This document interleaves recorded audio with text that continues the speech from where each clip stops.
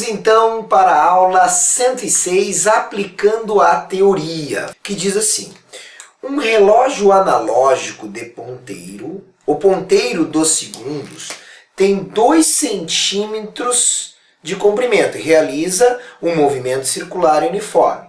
Então tem um relógio analógico de ponteiro e ele fala que o ponteiro dos segundos tem um comprimento de 2 centímetros. A distância dele até a extremidade aqui vale 2 centímetros. Ele diz para usar, é um movimento circular uniforme, ele diz para usar π igual a 3. Aí ele pede assim: qual é a velocidade linear v de uma extremidade desse ponteiro em milímetro por segundo? Nota que o raio desse ponto, o raio é 2 centímetros. Cada 1 centímetro tem 10 milímetros. Então 2 centímetros tem 20 milímetros. Ok? Uma transformação que ele pediu em milímetros por segundo. Quanto tempo demora para dar uma volta? Lembra como é que se chama o tempo para dar uma volta completa no MCU? Se chama de período.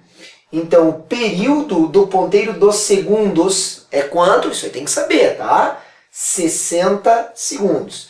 Então, vamos lá? Como é que se calcula a velocidade linear? Vamos lembrar, sem precisar decorar.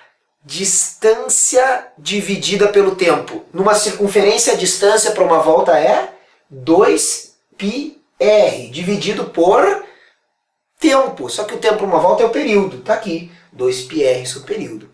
Então, a velocidade linear é 2 vezes 3, ele disse que nessa questão π é igual a 3, vezes o raio, que é 20 milímetros, dividido por 60 segundos.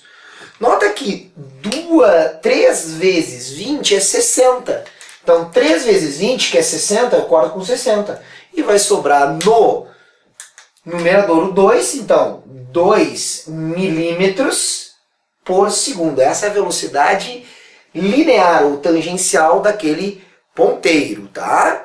Segunda, qual é o deslocamento escalar, quanto que ele andou, a distância andada, quando descreve 60 graus? Quanto anda de distância 60 graus? Nota que se fosse mais, eu botei ele iniciando aqui, se fosse aqui ia ser 90, né? Nota que ângulo reto é 90. 60 graus, mais ou menos aqui. Quanto que ele andou em 60 graus?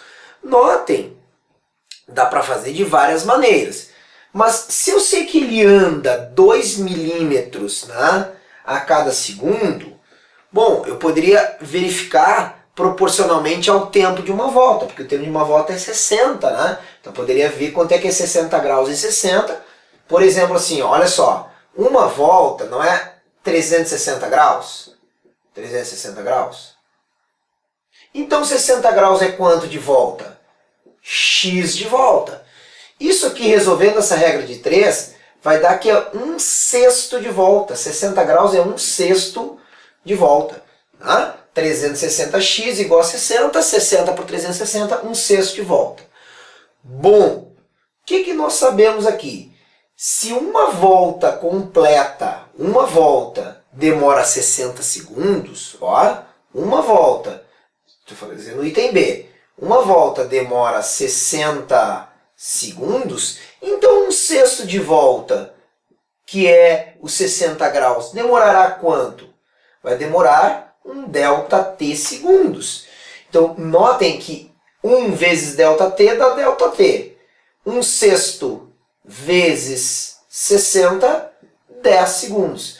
Então, nota, se ele demora, o ponteiro demora 60 segundos para dar a volta completa, 1/6 de volta ele vai demorar só 10 segundos. Então, o que nós vamos ter?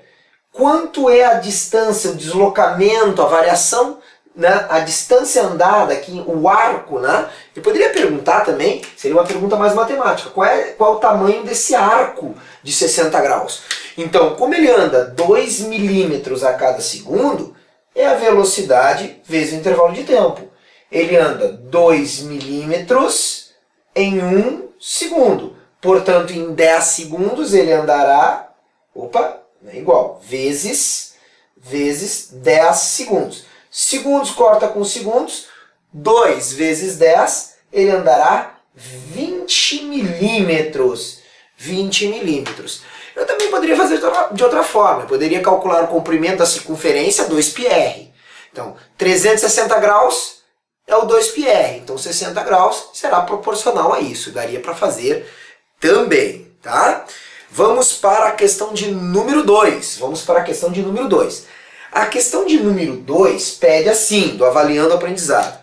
A velocidade linear v de uma pessoa parada na linha do Equador devido ao movimento em torno da Terra. Então, a pessoa está parada em relação ao solo, mas em relação ao eixo da Terra, nota que todo mundo está se movimentando em relação ao eixo imaginário da Terra agora. Tanto que eu estou nessa posição, mas daqui 24 horas eu volto à mesma posição em relação ao eixo central. Tá? Então tem que ver qual é o referencial que nós vamos analisar o movimento. Nota que uma pessoa ela está em movimento devido ao movimento em torno do eixo da Terra. Tá?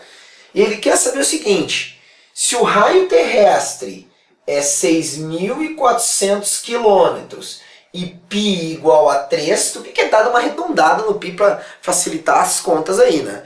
Ele quer saber qual é a velocidade dessa pessoa em relação ao eixo central da Terra. Então, como é que eu calculo a velocidade linear? 2πr, tá? Sobre o período. Então as pessoas, todo mundo está girando ao redor desse eixo central. Uma pessoa no Equador, tá vendo que o raio equatorial, tá? Foi dado ali, 6.400 quilômetros na questão. A questão é, qual é o período? Quanto tempo uma pessoa demora para dar uma volta completa ao redor da Terra? Em horas, dá 24 horas. Olha aqui, 2 vezes 3, que é o π, vezes 6.400 quilômetros. Tudo isso dividido, sabe por quanto? Por 24 horas. Uma pessoa demora 24 horas para dar uma volta completa, que é o período, tempo para uma volta completa. Bom, vamos ver isso aqui agora. 2 vezes 3 dá 6. 6 por 24 simplifica, sobra 4 no denominador. Então eu tenho que fazer 6.400 dividido por 4. 6.400 dividido por 2 dá 3.200. Por 2 de novo dá 1.600. Então a velocidade das pessoas em relação ao eixo terrestre, porque todo mundo está girando ao redor desse eixo imaginário. Então essa velocidade 1.600 km por hora, tá? Legal, né? Então o que nós temos aí? Nós temos as questões aí do aplicando a teoria. Então aquele abraço e até a próxima aula.